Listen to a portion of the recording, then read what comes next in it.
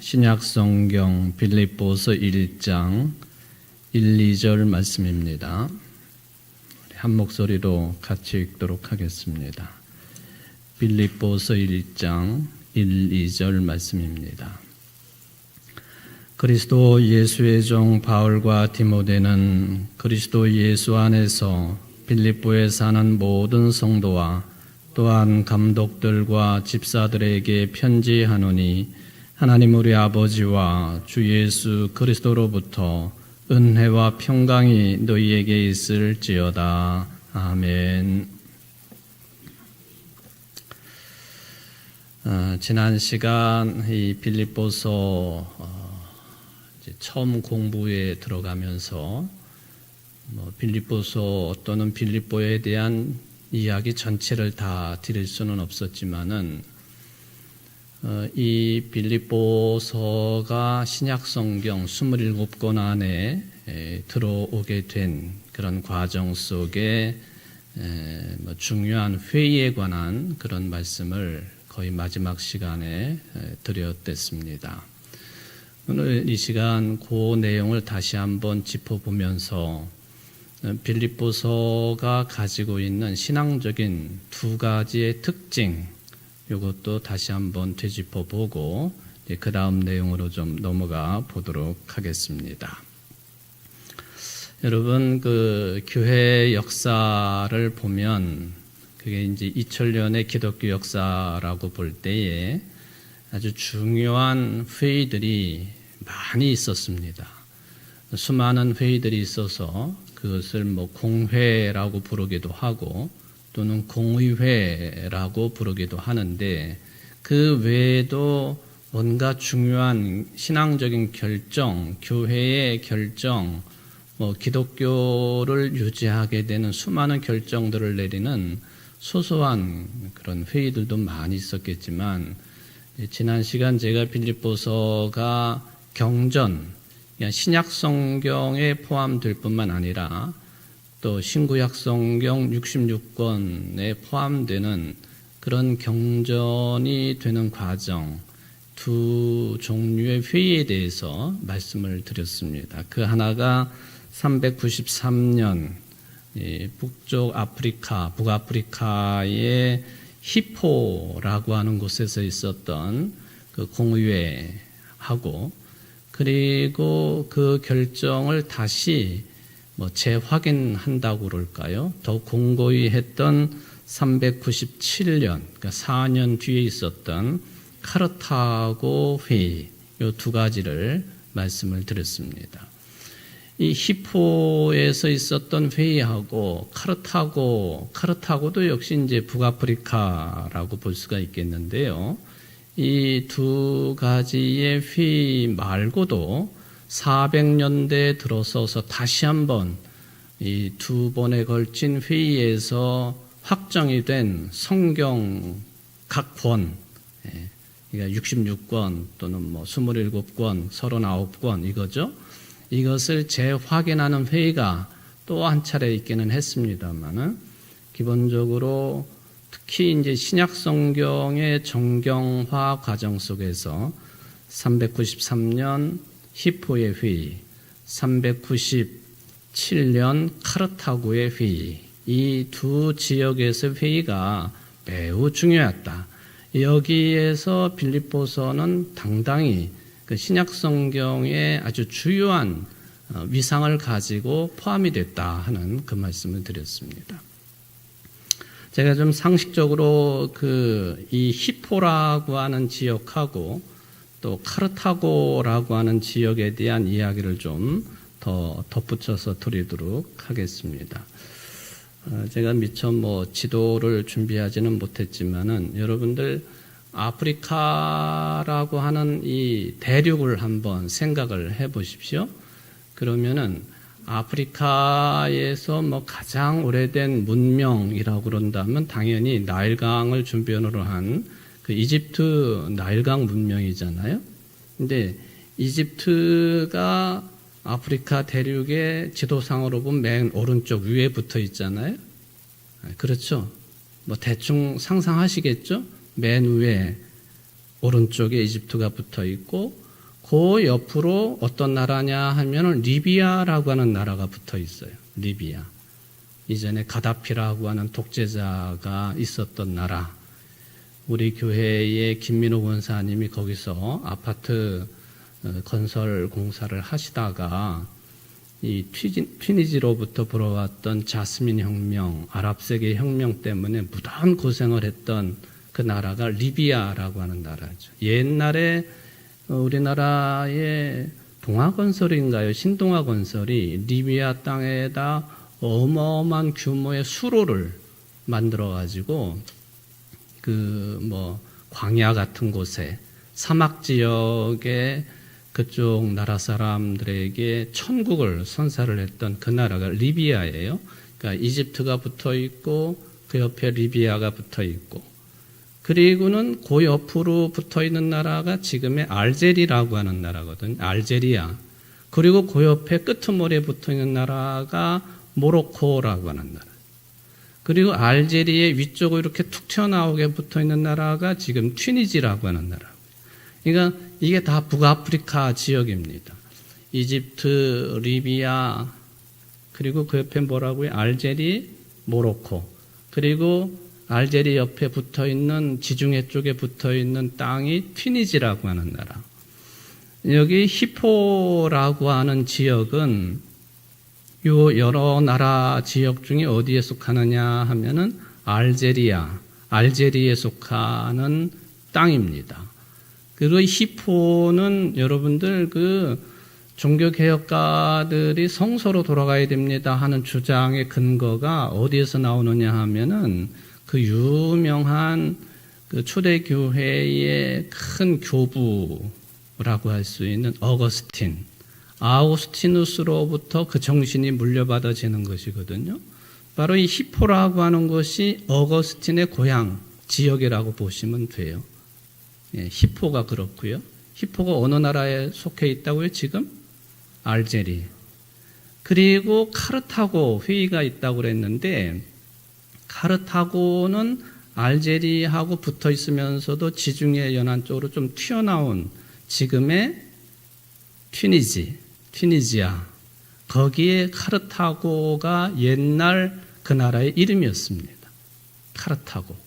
그러니까 이 성경을 확정짓는 주요한 두 가지 회의가 바로 이 북아프리카 지역 같이 붙어 있는 나라 히포라고 하는 그런 회의와 카르타고 회의에서 성경 66권 이것이 확정짓는 데 아주 주요한 역할을 했던 회의들이다 하는 거죠. 지금 생각해 보면요. 이 북쪽 아프리카들은 다 어떤 나라들이냐 하면은 이슬람 국가들이에요. 이집트도 이슬람, 리비아 뭐 당연하고 알제리, 튀니지, 모로코 다 무슬림 국가들입니다. 근데 요 나라들이 7세기 경쯤에 그러니까 여기 히포 회의나 또 카르타고 회의가 4세기 말쯤에 있었던 회의들인데 그러고 나서 한 300년도 채 안 된 그 시점이 지나고 난 뒤에 이 밑에서부터 무어족들이 스물스물 기어오르기 시작했어요. 무어족이라고 하면은 종교로 보면은 이슬람교도들이에요.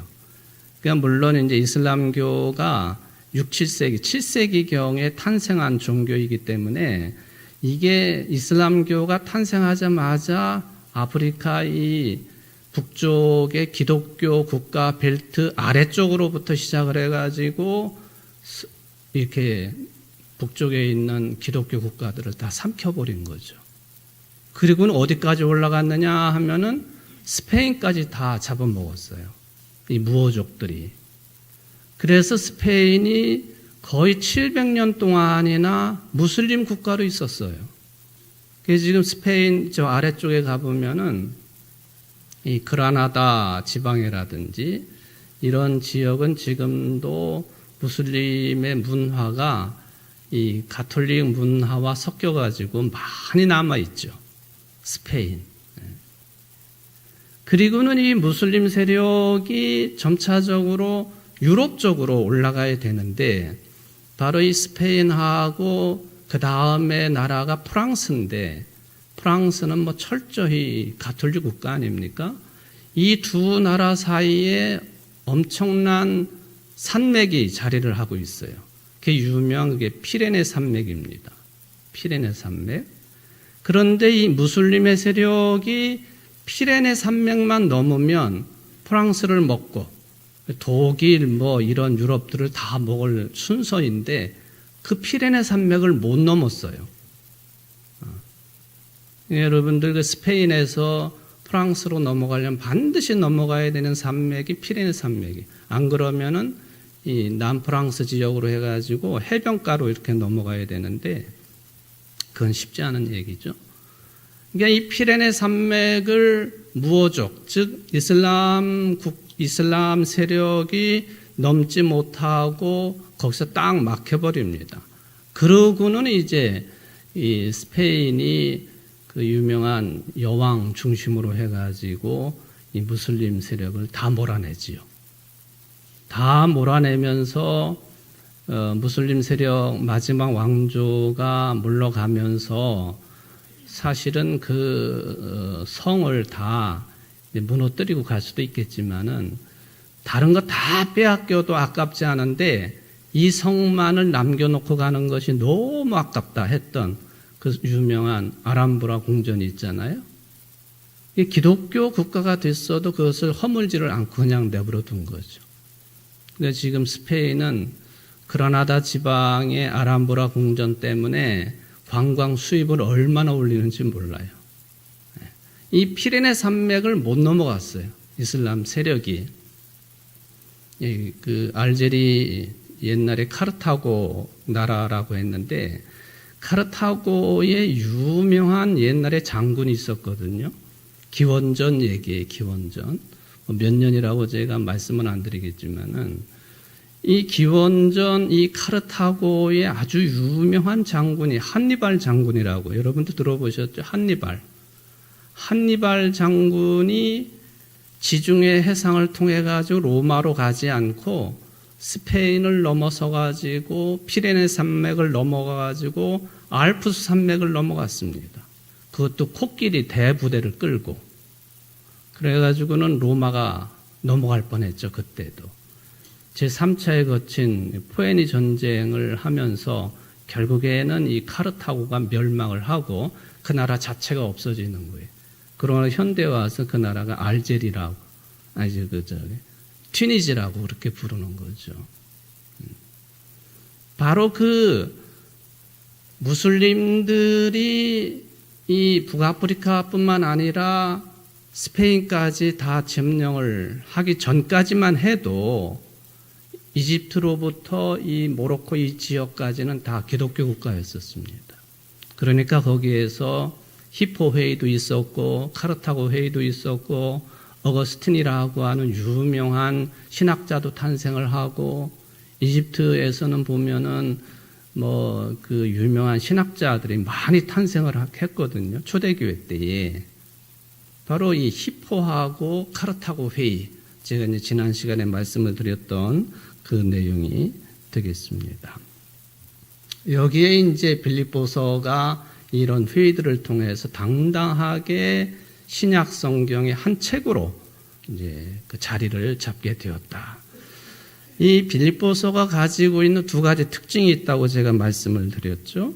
예수님에 대한 아주 독특한 신앙관을 담고 있는 편지요, 책이다라고 하는 말씀입니다. 만약에 사도 바울이 빌립보 교인들에게 일반적인 안부만 묻고 끝나는 편지였다고 한다면 이 편지가, 이 책이 신약 성경에 들어올 이유가 하나도 없었다는 거예요. 바울은 이 빌립보서 전체를 어떤 분의 이야기로 가득 채웠느냐? 짧은 4장의 책이지만은 예수 그리스도에 관한 말씀으로 가득 채워놨습니다. 그러니까 신약 성경에 들어올 수 있는 자격이 충분했다 하는 거죠. 물론 100% 다 그런 건 아니지만은 몇몇 소소한 사안을 빼놓고는 모두 다가 예수 그리스도에 관한 내용으로 채웠다. 예수 그리스도의 구원 역사라고 하는 그런 구도를 가지고 편지를 채웠다. 그런 이야기가 되겠습니다. 그렇다면 두 번째 특징, 예수 그리스도의 구원의 역사, 그것을 설명을 하는데 아무런 근거도 없이 그런 내용을 기록을 했다면 일반인들이 읽어도 무의미한 내용이 될 수가 있겠죠. 근데 근거가 있다는 거예요. 충분한 이유를 제시하면서 예수 그리스도의 구원의 역사에 대한 내용을 기록해 놓았다 하는 거죠. 이런 설득력을 가지고 있었다 하는, 이 구원의 근거가 된다고 하는 그런 내용의 시작이 이제 오늘 제가 다시 드리고자 하는 그런 새로운 내용이 되겠습니다. 제목으로 보면 예수의 종 바울의 은총과 평화라고 두 번째 시간이 되겠습니다만은, 오늘 드리고 싶은 내용은 바로 이 종이라고 하는 표현이에요. 종. 예수님의 종. 바울이 자기 자신을 그렇게 소개하고 있지 않습니까? 다시 한번 여러분들 그 장을 보십시오. 그리스도 예수의 종 바울과 디모데. 여기 디모데라고 하는 인물은 바울의 아들과 같은 하여튼 교회 지도자 후계자와 같은 인물인데, 이 디모데의 이름이 함께 예수 그리스도의 종이라고 언급되었다고 해가지고 바울과 디모데가 거의 동급의 인물로 봐서는 절대로 안 되죠.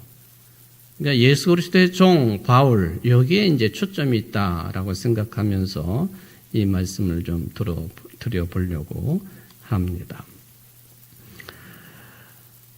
여기에 이제 예수 그리스도의 종이라고 하는 이런 표현, 예수님의 종이라고 하는 표현은요, 넓게 볼 수도 있겠지만은 조금 좁혀보면은 사도 바울이 쓴 편지가 굉장히 많지 않습니까? 근데 사도 바울의 이 편지 중에서는 쉽게 찾아볼 수 없는 그런 표현이고, 바울의 자기 자신에 대한 자리매김이에요. 다른 바울의 서신에서는 별로 찾아보기 어렵다 하는 이야기입니다. 왜냐하면은 다른 서신들에 보면은 바울이 자기를 가리키면서 자기는 누구라고 보통 표현을 하느냐 하면은 사도라고 해요. 사도. 그렇죠? 사도. 복음서에도 사도라고 하는 표현이 등장을 하는데, 이거는 이제 순서로 그렇게 봐야 되는지 할 것은 아니겠지만은, 처음에 예수님이 직접 뽑아 세우신 12명, 이 사람들을 제자라고 부르지 않습니까? 제자. 그러다 그것이 정리가 되면서 사도로 부르기 시작을 해요.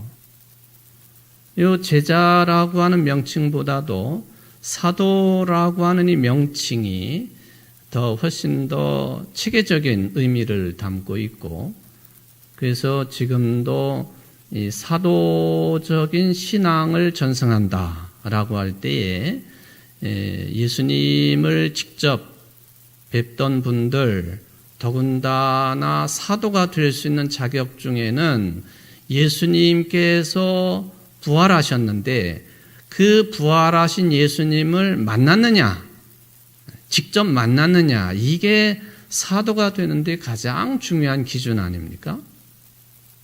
그래서 예수님을 은 30에 배반을 한 가룟 사람 유다가 예수님을 배반하고 괴로워가지고 이제 자살을 했다, 그렇게 알려져 있죠. 초대교회가 시작이 되면서 12명의 제자를 예수님이 뽑아 주셨는데 11명이 되었으니 사도행전 처음 부분에 보면은 가룟 유다를 대신할 사도를 뽑지 않습니까? 그때에 여러분들이 잘 아는 마띠아라고 하는 사람이 사도로 뽑혀서 12명이 다시 채워지지요. 그러니까 사도적인 신앙관이라고 한다면 이건 굉장히 중요한 문제인데요. 이거는 구교나 신교나 할 것 없이 굉장히 중요한 문제예요. 우리 지금의 교회가 2000년 전에 사도적인 신앙을 전승하고 있다. 그 개념이거든요. 좀 전에 제가 사도는 어떤 자들이 사도가 될 수 있느냐? 예수 그리스도의 부활을 직접 체험한 사람, 대면한 사람, 본 사람. 도마가 예수님의 그 못자국, 창자국에 손을 넣어봤는지는 성경에 기록되어 있지 않지만은 하여튼 그런 개념이죠. 부활하신 예수님을 직접 뵀느냐, 그게 사도가 될 수 있느냐 없느냐 하는 판가름의 기준인데, 그런 그 사도적인 신앙관을 지금 우리의 교회들이 물려받고 있다. 우리 교회들이. 가톨릭에서는 신부들이 그것을 그대로 물려받고 있다고 이야기하지 않습니까? 그러니까 초대 교황이 베드로고, 지금 교황, 프란체스코 교황이 있고, 그러니까 그것을 그대로 물려받았다고 주장하는 거죠. 우리야 사도들의 신앙을 물려받은 것으로 그렇게 고백을 하고 받아들이죠. 그러니까 지금의 교회를 무슨 편의상 예배를 드리기 위해서, 또 사람들을 모으기 위해서 교회 조직이 탄생이 되어지고 조직이 활성화되어지고 이런저런 조직이 있다, 그렇게 간단하게 생각할 수 없는 것이 사도적인 신앙 전승의 문제이기 때문에 그래요. 눈에 보이는 교회가 없어져도 사도들의 신앙은 그대로 물려지는 거예요. 일단은 그런 차원에서 교회 공동체라고 하는 것의 의미, 그리고 중요성을 우리가 소홀히 해서는 안 된다 하는 것을 늘 말씀을 드립니다. 그러니까 대부분의 편지에서는 자기 자신을 사도라고 부르는데, 이 빌립보서는 첫 내용부터가 그리스도 예수의 종 바울이라고 합니다. 자기는 종이라 그렇게 자리매김을 했습니다.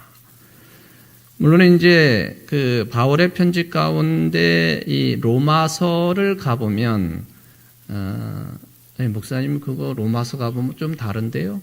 다른 게 있긴 해요. 로마서에 보면은 종이라는 표현도 사용하기도 하고, 또 사도라는 호칭도 동시에 사용되어지고 있다. 근데 이것은 거의 드문 현상이라는 거예요. 대부분의 바울의 편지에서 바울은 자기 자신을 종이라 했다. 예수 그리스도의 종이라 했다. 그러니까 빌립보서처럼 자기 자신을 그냥 단순한 개념의 종으로 표현한 것은 쉽게 찾을 수 없다 하는 것이죠. 그렇다면 왜 바울이 빌립보 교회에 편지를 보내면서 자기를 사도라 하지 아니하고 종이라고 불렀을까? 그 이유가 뭘까? 한편에서는 빌립보 지역 교인들에게 있어서 바울이 아직은 사도라고 하는 이 권위가 인정받을 수 없는 때였기 때문에 아마도 종이라고 사용할 것 같다. 일부 신학자들의 주장이기는 합니다. 근데 그것은 이제 결정적인 이유라고 볼 수는 없겠습니다. 또 한편에서는 바울이 회심을 했지만은 회심을 하고도 그 뚜렷하게 기록에 남아있지는 않지만 그 파헤쳐 보면은 이 아라비아 지역에 가가지고 3년 동안 머문 것으로 되어 있거든요. 그리고 이제 본격적으로 사도로서 등장해가지고 복음 사역을 감당을 합니다. 그러니까 기존의 사도들 그 주류 그룹에 이게 빨리 포함되지 못했고, 그에게는 곧 교회의 주된 세력에 바울이 들어가지 못했다.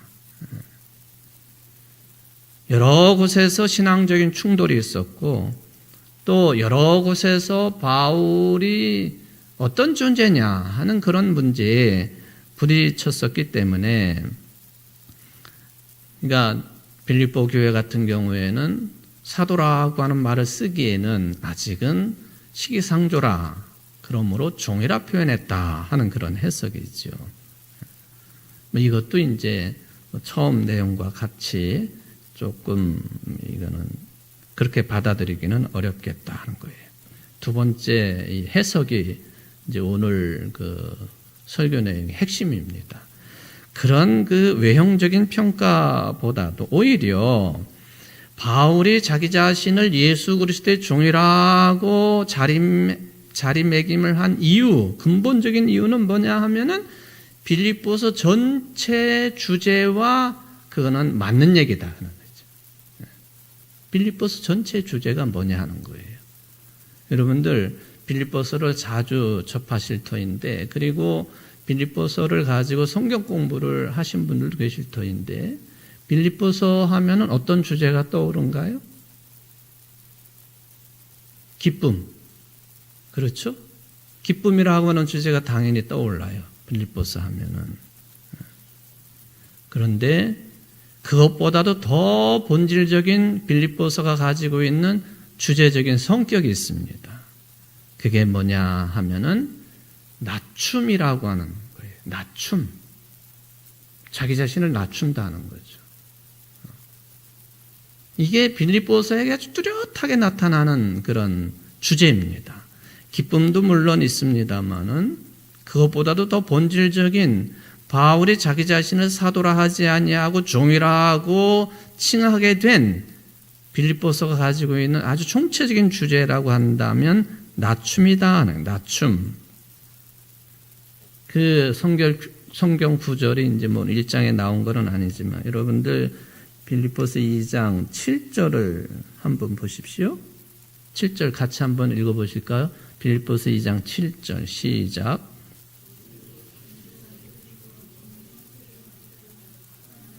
네. 어느 분에 관한 말씀이죠? 예수님에 관한 말씀이에요. 예수님이 오히려 자기를 비워 종의 형체를 가지셨다. 이게 바울로 하여금 사도란 말을 사용하지 아니하고 종이라고 하는 자리매김을 하게 되는 근본적인 주제 흐름이다. 그런 이야기죠. 이 자기를 비워, 헬라어를 좀, 요 표현을 제가 좀 사용을 하겠습니다. 여기서부터 어떤 단어가 나왔는지 그거를 알아보기 위해 제가 자기를 비워라고 하는 헬라어입니다. 해 아우톤 에케노센, 해 아우톤 에케노센, 비운다. 에케노센이라고 하는 말에서 어떤 단어가 나왔느냐 하면은 케노시스라고 하는 단어가 탄생합니다. 에케노센, 케노시스. 케노시스, 이게 낮춤이라는 말이에요. 예수님께서 당신 자신을 낮추신다. 자기를 비워. 바로 이 헬라어 이 구조로부터 케노시스, 예수님께서 자기 자신을 낮추시는 것, 그것을 의미하고 있는 이 중요한 단어인 케노시스라고 하는 단어가 탄생이 되었다. 또는 사용되어졌다 하는 그런 이야기죠. 이게 빌립보서의 아주 중요한 신학적인 근본입니다. 자기 자신을 낮춘다. 그러니까 자기보다 남을 낮게 여기라고 바울이 충고를 하는데 2장 3절에도 보면은 자기보다 남을 낮게 여기라. 이것을 참 진지하게 생각을 해보면은 바울이 자기 자신을 왜 사도라 칭하지 아니하고 종이로 했는지 충분히 우리가 이해를 할 수가 있습니다. 여기에 보면은 사도라고 하는 칭호에 대해서 바울이 거부감을 가졌다, 그거는 아니겠지만은 이 예수 그리스도의 케노시스, 자기 자신을 낮추시는 이 일에 더 그냥 초점을 맞추어서 자기를 종으로 표현한 것, 그건 분명하고요. 저는 개인적으로 생각해 볼 때 자기 자신을 사도라고 주장하고 표현한 내용들도 참 많이 있는데 사실은 신앙적인 차원에서 보면은 사도라고 하는 권위, 그것하고 종이라고 하는 위치하고는 상당한 격차가 있습니다. 그러니까 빌립보에서만은 이 종이라고 하는 이 표현을 사용을 함으로 인하여서 사도가 가질 수 있는 좋은 권위 당연히 있겠죠. 당연히 또 인정해야 될 권위가 있겠지만은 그것이 자칫 잘못 넘어가게 되면은 교만으로 떨어질 수 있는 게 사도성입니다. 또 그렇잖아요. 사도성.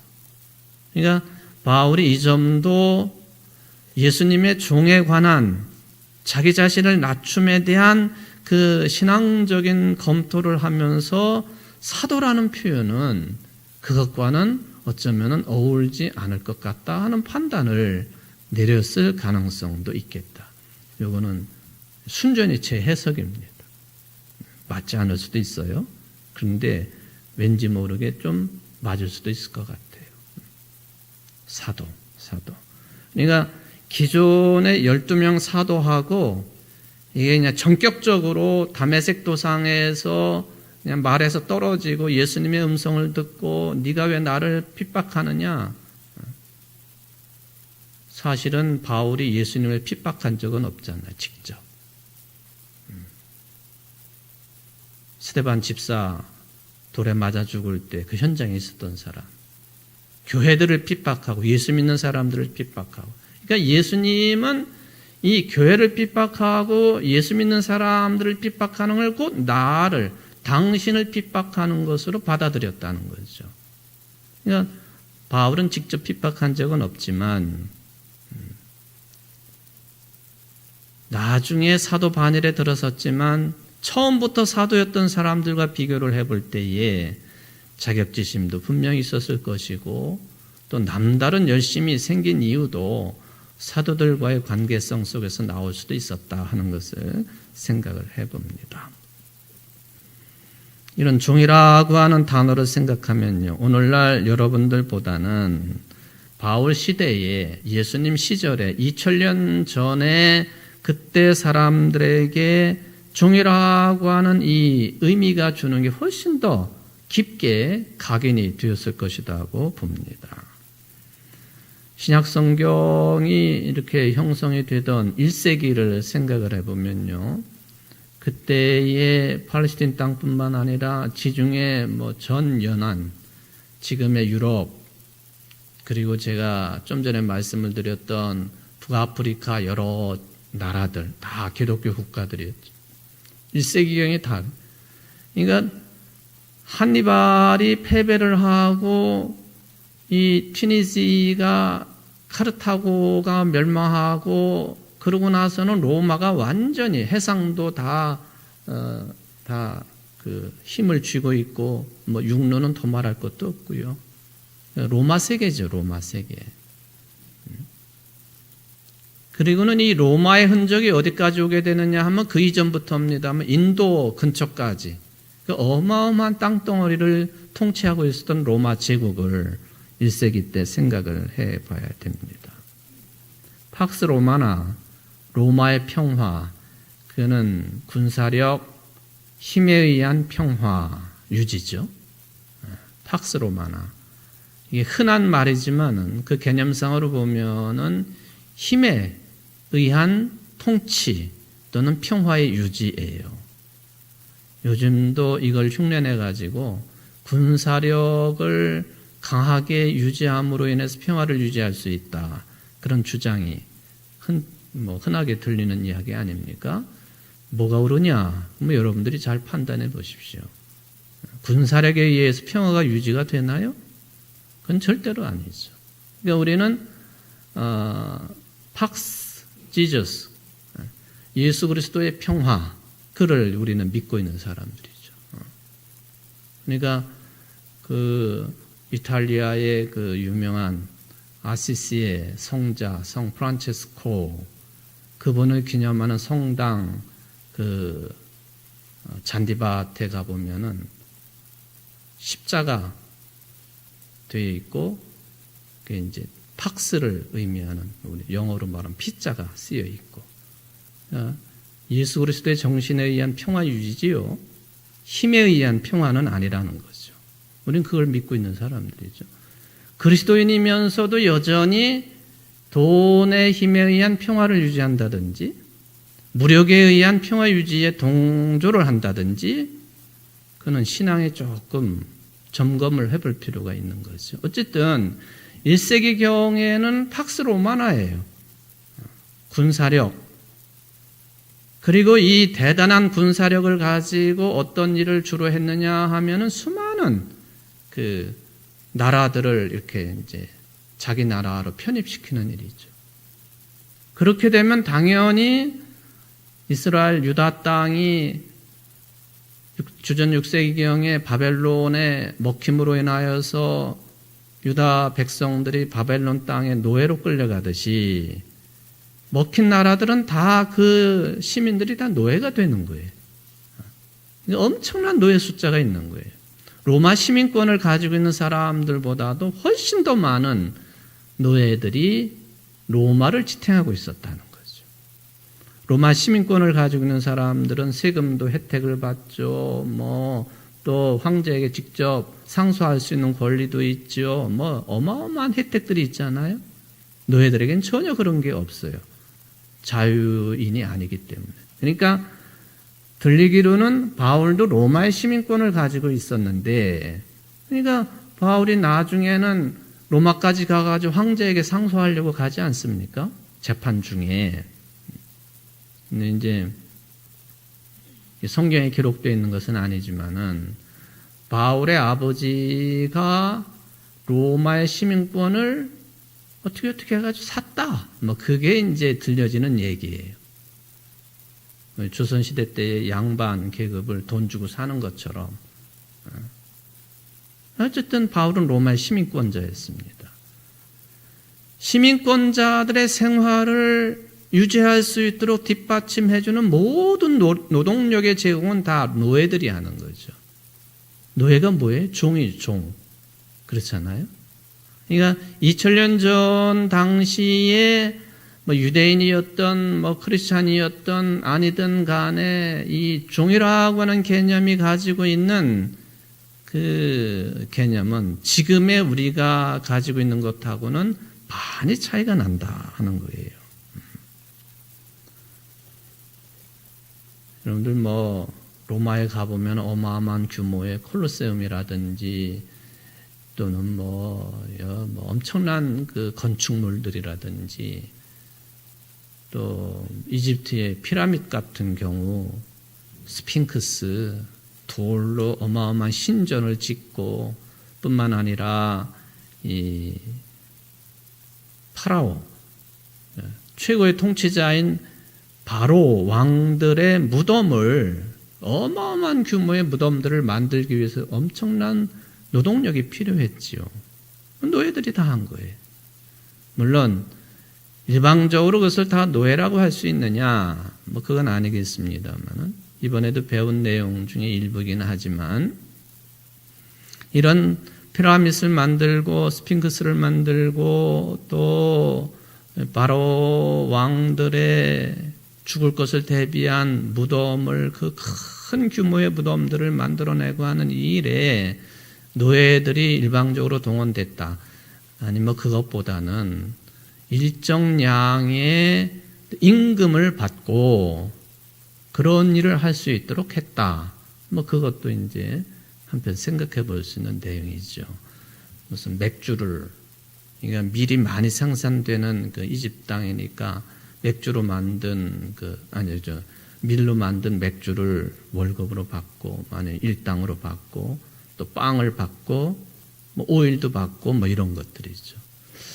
여러분 이거는 다 잘 알려진 사실이지만은 이 이집트의 그 파라오 가운데 람세스 3세라고 하는 한 1100년대쯤에 통치를 했던 그 바로가 있는데 이 사람 때에 지금 기록에 보면은 노동자들의 파업에 관한 기록이 있어요.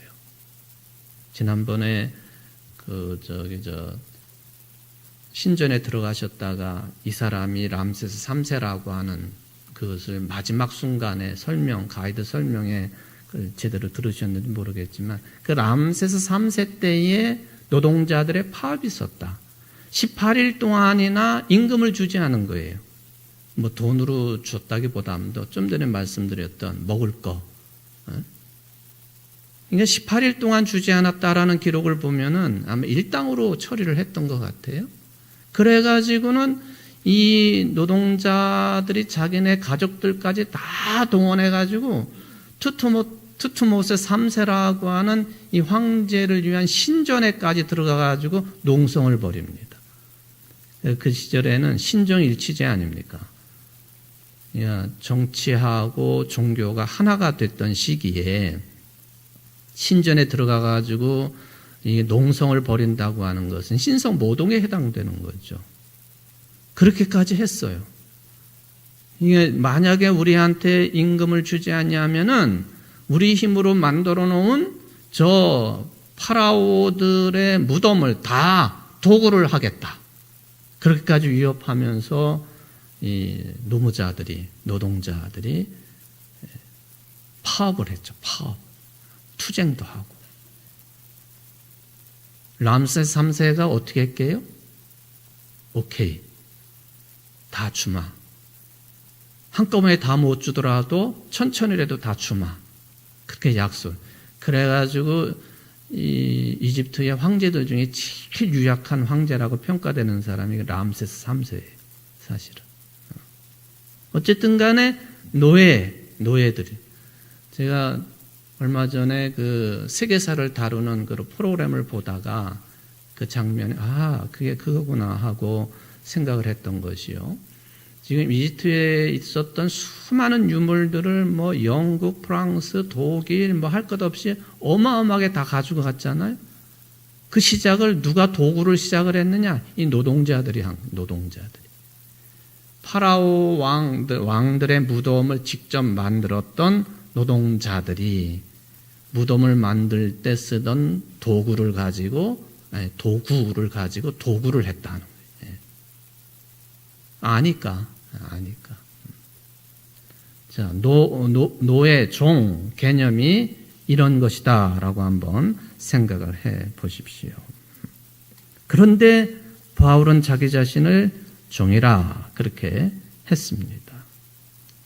로마의 힘이 막강한 기세로 그렇게 뻗쳐나가던 그 시기에 스스로 종처럼 섬기러 왔다고 하시는 예수 그리스도의 복음이 새롭게 싹을 트기 시작할 때에 바울은 빌립보 교인들에게 나는 예수 그리스도의 종이라 한 거예요.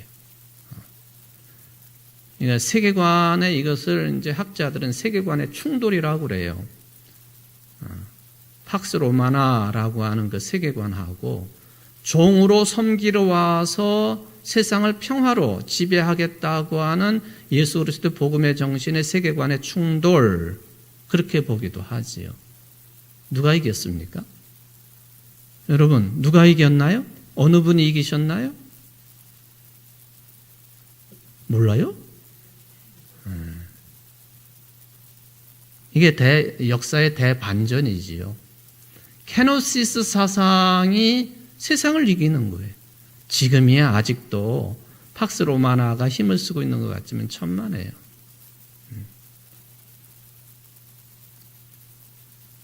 그래서 힘을 가지고 뭘 어떻게 해보겠다고 하는 그런 세계관하고 평화로 세상을 이끌어가야 되겠다고 하는 그런 힘은 아마도 제가 볼 때는 인류가 멸망할 때까지 계속 충돌을 일으킬 것이다. 그런 생각을 해봅니다. 제가 준비한 내용을 다 말씀을 못 드리지만은 바울이 이렇게 그리스도 예수의 종 바울이라고 자기 자신의 처지를 이야기하는 것 같지만은 그 속에는 케노시스 사상이 강하게 배태되어 있는 그런 자기 자신의 자리매김이었다.